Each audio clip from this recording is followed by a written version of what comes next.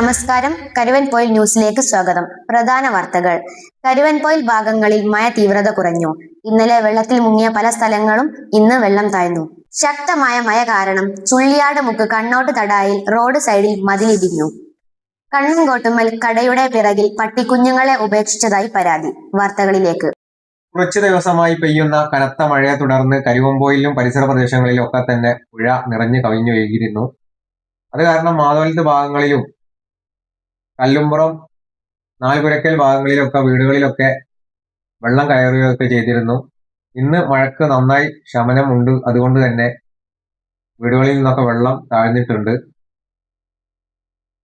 മാതോലം ഭാഗങ്ങളിലൊക്കെ ഇന്നലെ വെള്ളം നല്ല നിറഞ്ഞൊരു കാഴ്ചയായിരുന്നു. പക്ഷെ ഇന്ന് കുറവുണ്ട്. അതുപോലെ ചുള്ളിയാടുമുക്ക് കണ്ണോട്ടടായിൽ എന്ന സ്ഥലത്ത് മതിലിടിഞ്ഞിട്ടുണ്ട്. റോഡ് സൈഡിലുള്ളതാ. ആ കാഴ്ചയാണ് ഇപ്പോൾ നിങ്ങൾ കണ്ടുകൊണ്ടിരിക്കുന്നത്. കുറച്ചു ദിവസമായി പെയ്യുന്ന കനത്ത മഴയെ തുടർന്നാണ് മതിലിടിഞ്ഞത്. അതുപോലെ കണ്ണങ്കോട്ടുമ്മൽ എന്ന സ്ഥലത്ത്